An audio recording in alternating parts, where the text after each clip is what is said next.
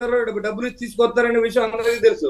కానీ ఒక జనసేన పార్టీ మాత్రమే నిజాయితీగా జనం వస్తారండి. ఇప్పుడు అనలిస్ట్ గా చెప్తా ఉన్నారు కాపుల్లో చాలా రకాలు ఉన్నారు, అందుకు నేను కలవట్లేదు నాయకత్వం లేకని. చాలా పొరపాటు అండి. కాపులు నిరుపేదలుగా ఉన్నారు, డబ్బు ఒకటి లేదు వీళ్ళకి ఛానల్స్ లేవు, వీళ్ళకి రాజ్యాధికారం రావాలంటే ఏ ఛానల్ వీళ్ళకి సహకరించట్లేదని వాస్తవాన్ని ఎందుకు చెప్పట్లేదండి ఎవరు?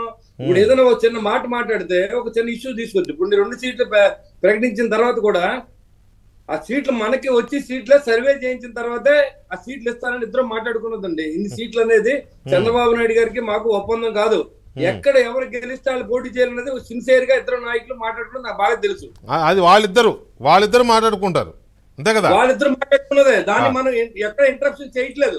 చాలా మా నాయకుడు ఏం చెప్పాడు తెలుసండి, నాకు మీరు కాన్స్టిట్యూన్సీ లో పని చేసుకోండి, మీకు డెఫినెట్ గా నేను నిలబెడతాను, మీరు జాగ్రత్తగా తిరగండి, మనం చేయమని చెప్పారు. కానీ నేను ఎక్కడ నాకు సీట్ వచ్చిందని చెప్పట్లా. ఇవాళ తెలుగుదేశం క్యాండిడేట్ వచ్చేటప్పటికి నాకు సీట్ వచ్చేసింది, నాకు ఇచ్చారని చెప్తున్నాడు. అది నేను ఎక్కడ కూడా నేను కాంట్రవర్సీకి వెళ్తలేదు. ఎందుకంటే 2 పార్టీలు కలిసి ఇద్దరు నాయకులు ఒక నిర్ణయం తీసుకున్నప్పుడు ఆ నిర్ణయానికి కింద స్థాయిలో అంతా కట్టుబడి ఉండాలని మేము సిన్సియర్ గా పాటిస్తాం. మళ్ళీ పైగా మా నాయకుడు ఇంకోటి ఏమన్నా అంటే, ఎవరైనా సరే తెలుగుదేశం పార్టీని విమర్శిస్తే నేను కోవర్ట్లుగా చూస్తాను అన్నాడు. అలాగే ఏ పార్టీ లీడర్ అన్న చరిత్ర ఉందండి ఇప్పుడు దాకా? చంద్రబాబు నాయుడు గారు ఆ మాట అంటారా? వెంకటకృష్ణ గారు చెప్పండి, మీకు ఆయన ఎంత క్లారిటీగా ఉందో మీరు అర్థం చేసుకోండి. ఎవడో కూడా దాన్ని బట్టి మీకు ఏంటంటే, ఎవరు చెప్పినా ఈ పొత్తు ధర్మాన్ని ఎక్కడా కూడా వదులుకునే పరిస్థితి జనసేన కానీ టీడీపీ కానీ లేదు. మధ్యలో చాలా మంది మాట్లాడుతూ ఉంటారు, ఎనలిస్టులు మాట్లాడతారు, నాలుగు లీడర్స్ మాట్లాడతారు, లేకపోతే కొన్ని పత్రికలు ఉన్నాయి, వాళ్ళకి సొంత పత్రికలు ఉన్నాయి, సొంత ఛానల్స్ ఉన్నాయి, దాంట్లో వాళ్ళు ఏదైనా చూపించగలరు.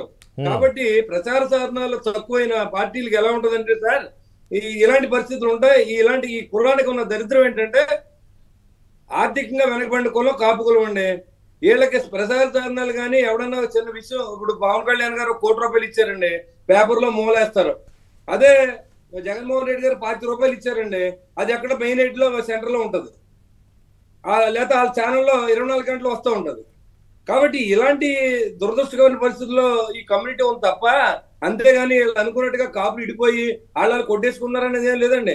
అలాగనుకుంటే ఆ రోజు 18 సీట్లు కూడా రాగా చిరంజీవి గారు నిలబడినప్పుడు ఏం డబ్బులు ఇచ్చారని ఆ రోజు ఓట్లు వేశారండి జనం. కాకపోతే అప్పుడు మిస్టేక్, ఆ రోజు కలవడం వల్ల ఈ రోజు జనసేన పార్టీకి ఒక దెబ్బ తగిలింది 2019లో. జనం ఏంటంటే వీళ్ళు నిలబడరేమో అనే ఆలోచనతో ఈ పార్టీని ఓడించడం జరిగింది. ఇప్పుడు 5 సంవత్సరాలు బట్టి నిలబడి ఆయన ప్రజల్లో తిరుగుతున్నాడు. కాబట్టి మాలాంటి చిన్న చిన్న నాయకులను కూడా ఎంకరేజ్ చేసి మీరు కూడా పోటీ చేయండి ఖచ్చితంగా. కాదండి, 2019లో నిలబడరేమో అని జనం ఏం అనుకోలేదు, జనం నిలబడతారని అనుకున్నారు. కాకపోతే ఏంటంటే అటు టీడీపీ ఇటు మీరు కూడా వైసీపీ ట్రాప్లో పడ్డట్టుగానే క్లియర్ కనపడతా ఉంది కదా, వాళ్ళు ఏదో అంటారని చెప్పేసి